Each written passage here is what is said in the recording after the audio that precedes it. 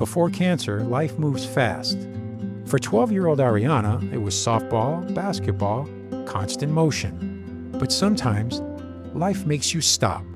And sometimes, it teaches you things no one ever told you. This is Ariana's story.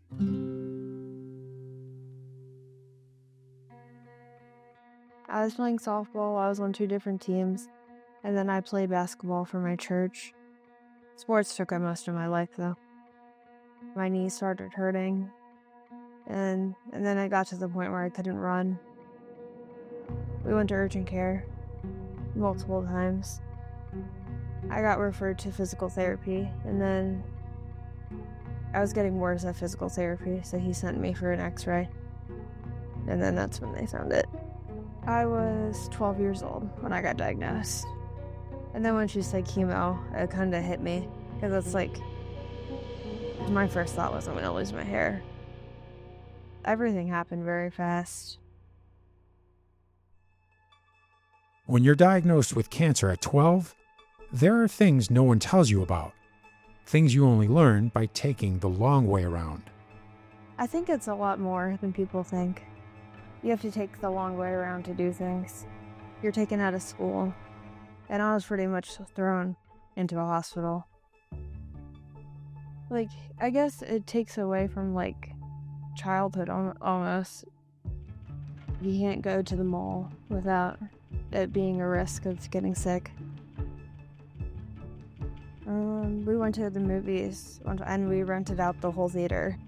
So that would not be a risk of me getting sick. When you get diagnosed with osteosarcoma, you walk in and they have what's going to happen. So I did chemo, and then you get your tumor removed, so I got my leg amputated. And then after that, it spread to my sacrum, so I did radiation for that. And then I got 2 lung surgeries to take out. They took out 16 nodules, 8 in each lung. And then we had complications with that surgery, which I was in the hospital for 2 months. I've had 9 chest tubes. I thought I was going to get a knee replacement, but then they found that the tumor broke my knee, so they couldn't salvage it.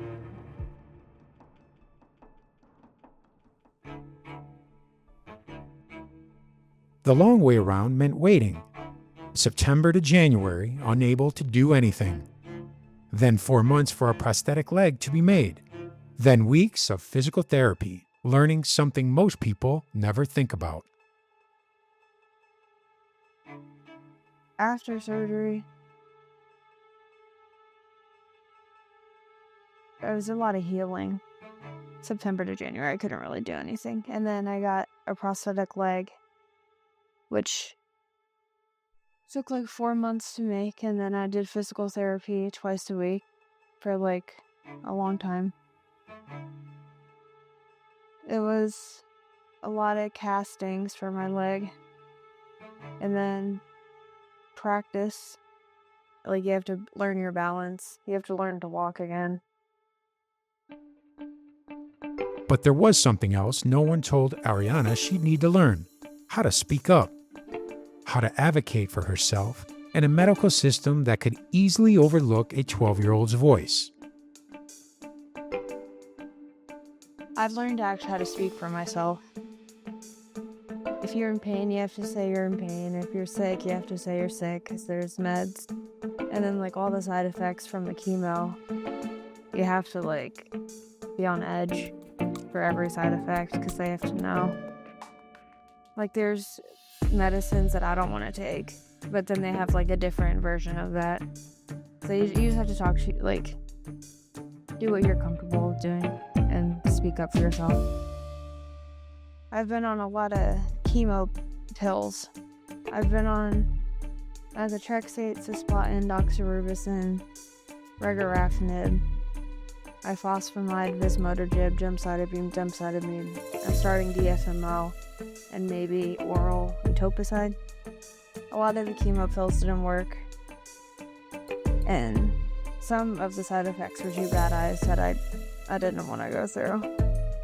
So I think speaking up for yourself and having, like, don't be afraid to speak up would be my biggest thing.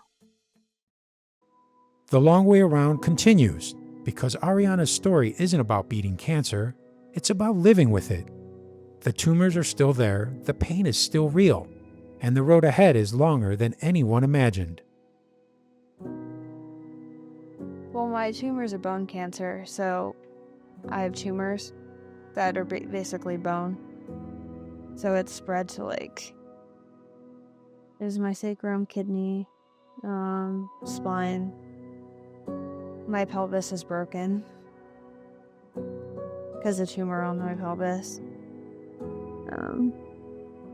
That is just like everyday pain that I have to work through. And yeah, like the pelvis, I don't think it's really gonna heal. Like the chances of it healing are like low.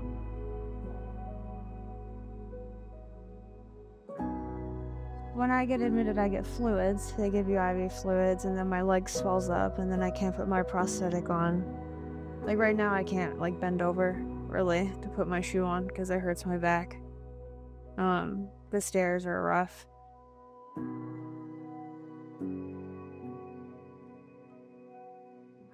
And you can't plan, not when cancer decides the schedule. I had to cancel my Make-A-Wish 2 times. Like, I didn't know I was going to be admitted for a week last week. So I want to go to Hawaii, and then I want to go to Paris. I've always wanted to go there since I was little, and like Spain and Rome. And we might go to Cancun, depending on like treatment. It's just unfair. I guess like something that makes me feel better, if that's a question, like getting myself up and ready, like doing my makeup and like getting dressed, like I guess keeping a routine really helps. Yeah, like getting up for the day and doing stuff, like pushing myself to feel better. And I tell myself like I'm not sick to help. These are things that no one tells you when you're diagnosed at 12. That cancer will take the long way through your body. That healing takes months, not weeks. That you'll have to learn to walk again. That you'll become an expert in medications you can't pronounce. That Make-A-Wish trips get canceled. That stairs become mountains. That you'll have to rent out entire movie theaters just to see a film. But here's what no one else tells you. That you'll find your voice. That you'll learn to speak up for yourself when it matters most. That you'll keep dreaming of Hawaii and Paris even when the road there seems impossible. That you'll wake up every morning and choose to keep going. Ariana shares her story with Life on Pause, supported by 4 Diamonds and Penn State Health, a community where young adults living with cancer can be honest, seen, and supported. Even when the road is the long way around, no one walks it alone.